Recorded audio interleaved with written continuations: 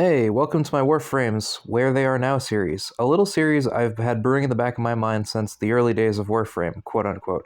I'm going to put this little intro at the beginning of every video in this series. If you've heard this once or more, feel free to skip it.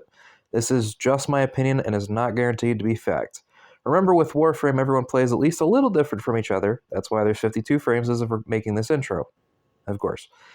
That being said, I do plan on being as objective as I can with this series. But bias will always be a potential problem, and will definitely shine through in certain episodes, if not all. Now, that being said, I hope you enjoy the series. May 15th, 2023. Ah yes, Frost, the Ice Wizard, the original king of defense missions. Frost is an interesting case, as you'll see in this video. Without further ado, let's step out of our bubbles and crack open the boys with a cold one. Base stats on a level 30 Frost Prime are 300 armor, 150 energy, 300 health, and 525 shield. Fairly armored up, but like Rhino, frustratingly low energy. Frost's passive is a 10% chance to freeze enemies that strike with melee weapons for 20 seconds. My only real complaint is with that low percentage. I would like it to be at 20 to 25%. Granted, I do use him for biting frost, so I'm a bit biased about that. Frost's first ability throws a snowball at the enemies. It's very reminiscent of Ember's first ability, if you recall. I do like that it lingers a bit, but ultimately it's still fairly weak. I did keep it for biting Frost though, so... Frost's second ability is Ice Wave. Frost puts razor blades in the rock candy and gives them to everyone within range. It does do some decent damage and has 600% status chance according to the wiki, apparently. Admittedly, I didn't know that. I do need to play around with it. I may end up changing my helmet ability. Currently I have it helmeted it off for Citrine's first ability for energy.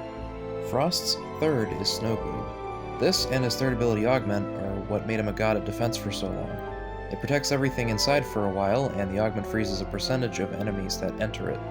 His fourth ability is Avalanche. He freezes all enemies within range and kills anything with a low enough level. Frankly, even now, I love this ability because anything it doesn't kill, I gain a stupid amount of crit chance and damage for.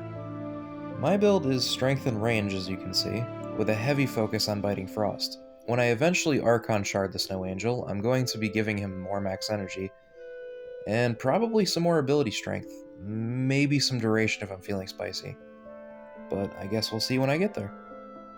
As for weapon synergies, I'm not entirely sure for running them normally, but with the augment I currently run the Corinth Prime as it tends to hit red crits with the setup. Though I will say the Soma with the Incarnate adapter is also a really good choice now. He's another frame that doesn't seem to come up too often in Deviri for me. He's great for regular Deviri. Actually, funny enough, he's ridiculous for the regular Undercroft, especially if you get Defense or Excavation. In Steelpath Circuit, he's either a godsend or a pure frustration.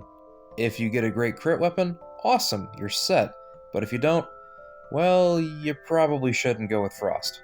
I find Frost to be odd, mainly because he went from a frame that was used exclusively for defense for me, to a frame that I typically use for missions that I find to be rather difficult. Granted, there aren't any of those anymore because power creep.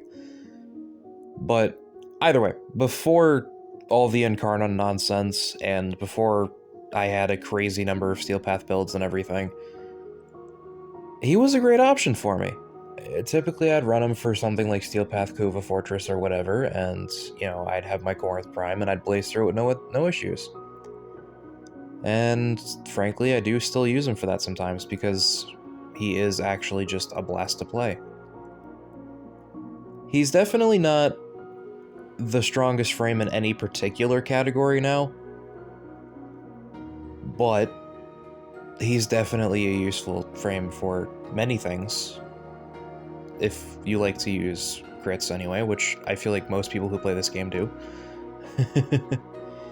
Correct me if I'm wrong, but that is the meta, along with AoE. But yeah, no, that is about where I see Frost nowadays. That being said, thank you all for watching, and have a great day.